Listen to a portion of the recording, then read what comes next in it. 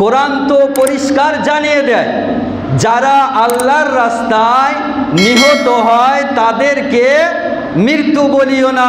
কিন্তু এরা বলতেছে যে যারা আল্লাহর রাস্তায় নিহত হয় তারা মাটির সঙ্গে মিশ্রিত হয়ে গেছে। নাউজুবিল্লাহ বলেন।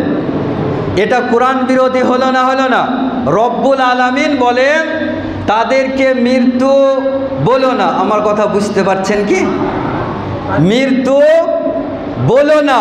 কিন্তু এই 1447 হিজরির এক শ্রেণীর ব্যক্তি বলতেছে নবী মাটির সঙ্গে মরে মিশে গেছে। নাউজুবিল্লাহি মিন জালিক।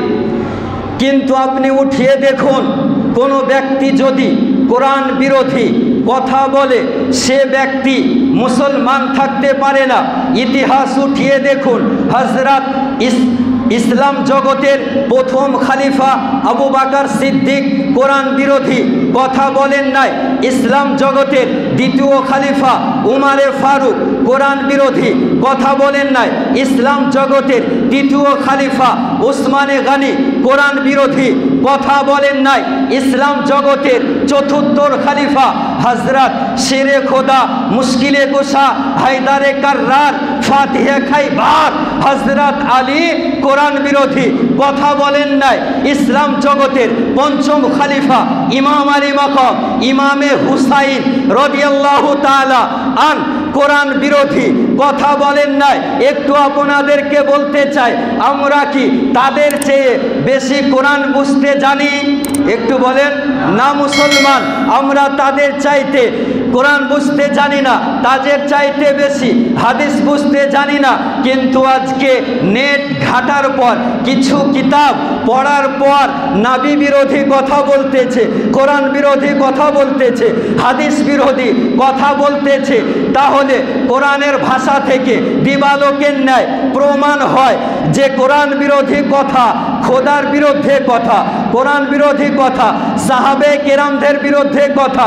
এক কথায় কসম খোদার, কোরআন বিরোধী কথা হলো খোদার বিরোধী কথা। কোরআনের বিপক্ষে বলা মানে হলো আল্লাহর বিপক্ষে বলা। আচ্ছা বলেন তো, যে এই পৃথিবী কে সৃষ্টি করেছেন? আল্লাহ। যদি আজকে আমরা খোদার বিরুদ্ধে কথা বলি তাহলে খোদার দুনিয়াতে থাকতে হবে না? হবে না? হবে। তাহলে ওকে কবরে যেতে হবে নাকি? কবরটা কার? জমিনটা কার? আল্লাহ। তাহলে এই জগতে তার কোনো জায়গা হবে না? হবে। যাই হোক, ওদিকে আর যাচ্ছি না। কোরআন শরীফ খোদার কালাম, রব্বুল আলামিন বলেন যারা আল্লাহর রাস্তায় নিহত হয়ে গেছেন, ইন্তেকাল করেছেন, তাদেরকে তোমরা মৃত্যু বলিও না। হাদিস শরীফের মধ্যে এসেছে যারা খোদার রাস্তায় নিজের জানকে কুরবান করে দেন তাদেরকে রব্বুল আলামিন ইন্তেকালের সঙ্গে সঙ্গে জীবন দান করেন। ইন্তেকালের সঙ্গে সঙ্গে মুসলিম শরীফের মধ্যে একটি হাদিস রয়েছে, যখন কোনো ব্যক্তি ন্যায় এবং অন্যায়ের বিরুদ্ধে যুদ্ধ করে, যুদ্ধর ময়দানে শহীদ হয়ে যায়, তো রব্বুল আলামিন বলে যারা আমার রাস্তায় শহীদ হয়ে যায় তাদেরকে আমরা জান্নাত দান করি। রব্বুল আলামিন বলেন তাদেরকে আমি জান্নাত দান করি।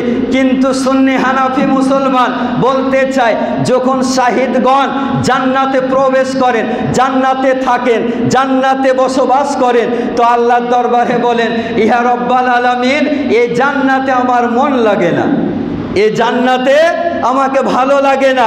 তো রব্বুল আলামিন বলেন হে শাহিদগণ শোনো, জান্নাতে কিসের কমি রয়েছে? যখন তুমি যেটা ইচ্ছা করবে, মন চাইবে, সঙ্গে সঙ্গে সেটা উপস্থিত হয়ে যাবে, হাজির হয়ে যাবে। কিন্তু জান্নাতের মধ্যে তোমার মজা কেন লাগে না? তুমি আরাম কেন পাও না? তো শাহিদ বলতেছে ইয়া আল্লাহ পরওয়ারদিগারে আলাম, যখন ময়দানে যুদ্ধ করি তলোয়ারের নিচে নিজের গর্দানটাকে রেখে তোমার রাস্তায় শহীদ হই, যে মজা তলোয়ারের নিচে থাকে কসম খোদার জান্নাতের মধ্যে সেটা নাই। জান্নাতের মধ্যে সে মজা, সে আরাম, সে রাহাত পাচ্ছি না। ইয়া আল্লাহ পরওয়ারদিগার আলম, আমাকে দুনিয়াতে পাঠিয়ে দেওয়া হোক। রব্বুল আলমিনের দরবারে দোয়া করবে, বলে দুনিয়াতে যেয়ে কি করবে? শাহিদগণ বলতেছে রব্বুল আলমিন যখন ন্যায় অন্যায়ের বিরুদ্ধে যুদ্ধ হবে, আমি তোমার রাস্তায় একবার নয়, দুইবার নয়, বরং যদি 70,000 বার প্রয়োজন হয় তো কসম খোদার তোমার রাস্তায় নিজের জানটাকে কুরবান করে দেব, নিজের জানটাকে কুরবান করে দেব। একটু মনে রাখবেন, যখন ইউসুফ আলাইহিস সালামের চেহারা দর্শন করার পর মিশরের মহিলাগণ নিজের ফিঙ্গার, নিজের আঙ্গুল কেটেছিল কিনা? কিন্তু কুরবান জান সুন্নি হানাফি মুসলমান আমার নবীর চেহারা দেখার পর নয়, আমার নবীর আদর্শ দেখার পর নয়, বরং আমার নবীর নাম শোনার পর আরবের নওজওয়ানগণ নবীর নাম শ্রবণ করার পর নিজের জানকে কুরবান করে দিতেন। চেহারা দেখার পর নয়, আদর্শ দেখার পর নয়, বরং নবীর নাম শোনার পর নিজের জানকে কুরবান করে দিতেন।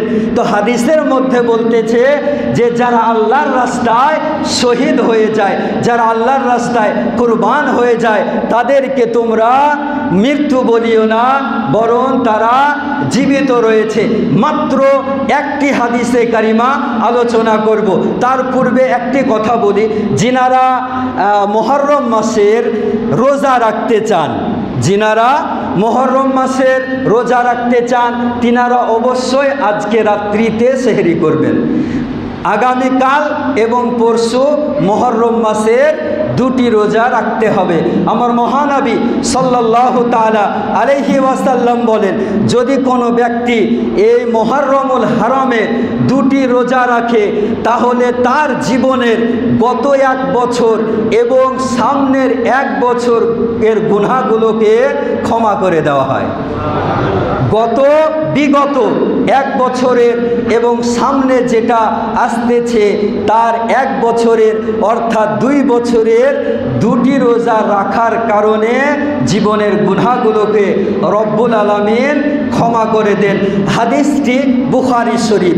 হযরত আবু সালেহ, হযরত আবু হুরায়রা রাদিয়াল্লাহু তাআলা আনহু থেকে বর্ণনা করেন। তিনি হযরত আবু সাঈদ খুদরি রাদিয়াল্লাহু তাআলা আনহু থেকে বর্ণনা করেন। আজকে আমরা ইমাম আলী মাকাম ইমামে হুসাইন রাদিয়াল্লাহু তাআলা আনহুর আলোচনা করতেছি।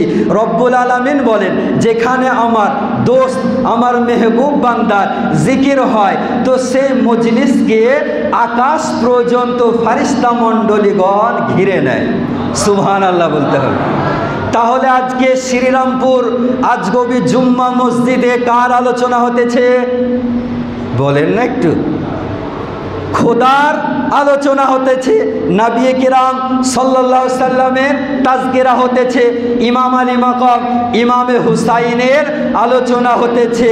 তো রব্বুল আলামিন বলছেন, যেখানে আমার প্রিয় বান্দার আলোচনা হয়, তো সেই মসজিদকে, সেই মজলিসকে, সেই জায়গাকে আকাশ পর্যন্ত ঘিরে নেয়। তো ফারিস্তা মণ্ডলীগণ ঘেরার পর রব্বুল আলামিনের দরবারে যায়। যাওয়ার পর বলে, রব্বুল আলামিন জিজ্ঞাসা করে, ফারিস্তা মণ্ডলীগণ বলো, দুনিয়াবাসী, পৃথিবীবাসী, জগৎবাসী দুনিয়াতে কি করতেছিল?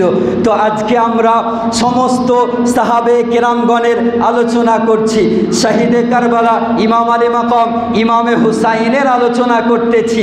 তো ফারিস্তা বলে, আল্লাহ তোমার মেহবুব বান্দাদের মৌলভী সাহেব, মুফতি সাহেব, হাফেজ সাহেব আলোচনা করতেছিল আর গ্রামবাসী শ্রবণ করতেছিল।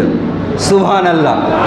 তো রব্বুল আলামিন বলে, হে ফারিস্তা মণ্ডলীগণ শোনো, জগৎবাসী, পৃথিবীবাসী কি আমি আল্লাহ আমাকে দেখেছে, আমাকে দর্শন করেছে? তো ফারিস্তা বলে, ইয়া আল্লাহ পৃথিবীবাসী, জগৎবাসী, দুনিয়াবাসী তোমাকে দেখে না, না দেখে তোমার আলোচনা করতেছিল, তোমার ইবাদত করতেছিল, তোমার উপাসনা করতেছিল। তো রব্বুল আলামিন ফারিস্তা মণ্ডলীগণকে বলে, হে ফারিস্তা মণ্ডলীগণ শোনো, শ্রীরামপুরবাসী কি আমাকে আল্লাহ দেখেছে? আপনারা কি দেখেছেন? একটু জোরে বলতে হবে। আল্লাহকে আমরা দেখি নাই, না দেখে খোদার ইবাদত করি, আল্লাহর উপাসনা করি। তো রব্বুল আলামিন বলে, হে ফারিস্তা মণ্ডলীগণ শোনো, পৃথিবীবাসী যদি আমি আল্লাহ একবার দর্শন করে তাহলে তার কি অবস্থা হবে? ফারিস্তা মণ্ডলীগণ বলে, আল্লাহ পরওয়ারদিগারে আলাম যে ইবাদত করতেছিল, যে উপাসনা করতেছিল, এর চেয়ে বেশি বেশি তোমার ইবাদত করবে। করবেন না? যদি খোদাকে দেখেন ইবাদত করবেন না? জি করব। রব্বুল আলামিন তারপর জিজ্ঞাসা করে, হে ফারিস্তা মণ্ডলীগণ বলো, আমার নিকট থেকে কি পানাহ চাইতেছিল, কি থেকে মুক্তি চাইতেছিল? তো ফারিস্তা মণ্ডলীগণ বলতেছে, ইয়া আল্লাহ, জাহান্নামের যখন শাস্তির কথা শুনে, আযাবের কথা শুনে তো জাহান্নাম থেকে মুক্তি চাইতেছিল, জাহান্নাম থেকে পানাহ চাইতেছিল। তো রব্বুল আলামিন বলতেছেন, ফারিস্তা শোনো, পৃথিবীবাসী কি জাহান্নামকে দেখেছে? দেখেছেন? না দেখে আমরা জাহান্নামের শাস্তি শোনার পর জাহান্নাম থেকে মুক্তি চাই, জাহান্নাম থেকে আজাদ হতে চাই। তো রব্বুল আলামিন বলতেছে, জাহান্নামকে যদি একবার দর্শন করে তার কি অবস্থা হবে, তার কি হালাত হবে? তো ফারিস্তা মণ্ডলীগণ বলে, আল্লাহ পরওয়ারদিগারে আলাম এর চেয়ে বেশি মুক্তি চাইবে, এর চেয়ে বেশি পানাহ চাইবে।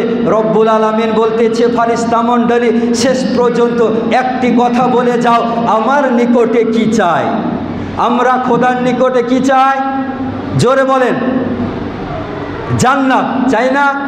নামাজ না পড়তে পারি, রোজা না রাখতে পারি, গুনাহগার হতে পারি, শিয়াকার হতে পারি, কিন্তু আল্লাহ যতই গুনাহগার হই না কেন তোমার নবীর উম্মত আল্লাহ শেষ পর্যন্ত জান্নাত দান করে, এটাই তো আশা নাকি? জি, এটাই আশা। তো রব্বুল আলামিন বলতেছে, ফারিস্তা মণ্ডলীগণ বলো, পৃথিবীবাসী কি এ জান্নাত দেখেছে যে জান্নাত আমি বানিয়েছি? ফারিস্তা বলে, আল্লাহ পরওয়ারদিগারে আলাম পৃথিবীবাসী, জগৎবাসী, ওল্ডবাসী জান্নাত দেখে নাই, না দেখে তোমার নিকটে চাইতেছিল। তো রব্বুল আলামিন বলতেছে, আজ কবি শ্রীরামপুর গ্রামবাসী যে মসজিদে একত্রিত হয়ে আমার মেহবুব বান্দার তাজকিরা শুনতেছিল, সমস্ত ব্যক্তির গুনাহগুলোকে ক্ষমা করে দেওয়া হোক, সমস্ত ব্যক্তির গুনাহগুলোকে ক্ষমা করে দেওয়া হোক। ফারিস্তা বলে, আল্লাহ পরওয়ারদিগারে আলাম মসজিদে অনেক ব্যক্তি ছিল, গুনাহগার ছিল, শিয়াকার ছিল, খতাকার ছিল, আল্লাহ 5 ওয়াক্ত নামাজ পড়তো না, খালি জুম্মার দিনে উপস্থিত হতো। আল্লাহ সেই জুম্মার মসজিদের মধ্যে অনেক ব্যক্তি মিথ্যাখোর ছিল, চুগলখোর ছিল, গীবাতকারী ছিল। রব্বুল আলামিন এত বড় গুনাহগার হওয়ার পর তুমি কি করে সেই বান্দাকে ক্ষমা করে দিলে, মাফ করে দিলে? রব্বুল আলামিন বলতেছে, হে ফারিস্তা মণ্ডলীগণ শোনো, যেখানে আমার মেহবুব বান্দা, আমার পছন্দনীয় বান্দার তাজকিরা হয়, জিকির হয়, আমার পছন্দনীয় বান্দার আলোচনা হয়, তো আমার ইজ্জতের কসম সেই মজলিসটাকে এমন পাক ও পবিত্র করে দেওয়া হয়, যার কারণে আমি আল্লাহ যত বড় গুনাহগার হোক না কেন সেই ব্যক্তির গুনাহগুলোকে ক্ষমা করে দিলাম, সেই ব্যক্তির গুনাহগুলোকে ক্ষমা করে দিলাম। আজিজানে মোহতারাম, আমরা আজকে যে নবীর উম্মত হয়েছি কত গুনাহ করি। আজকে মুহররমুল হারাম মাসে বড় বড় গুনাহ করতেছি, নেকির কাজ ছেড়ে দিয়ে আজকে হারাম ও নাজায়েজ কাজে লিপ্ত রয়েছি। মুহররমুল হারাম এমন একটি মাস, যে মাসে আমার রহমাতুল লিল আলামিন পয়গম্বর বলতেছে যে রমজান মাসের পর মুহররম মাসের রোজা রাখা হলো উত্তম। মুহররম মাসের রোজা রাখার পর আমি এমন একটি মাস দান করেছি যে মাসে রোজা রাখলে রব্বুল আলামিন বড় বড় গুনাহগারের গুনাহগুলোকে ক্ষমা করে দেয়। যাই হোক আজিজানে মুহতারাম, সময় হয়ে গেছে, বলার ও ভাষার মধ্যে ভুল ত্রুটি আমি ক্ষমা প্রার্থী। আস্তাগফিরুল্লাহ রাব্বি মিন কুল্লি যামবি ওয়া আতুবু ইলাইহি ওয়ালা হাওলা ওয়ালা কুওয়াতা ইল্লা বিল্লাহিল আলিয়্যিল আযীম। আসসালামু আলাইকুম ওয়া রাহমাতুল্লাহ।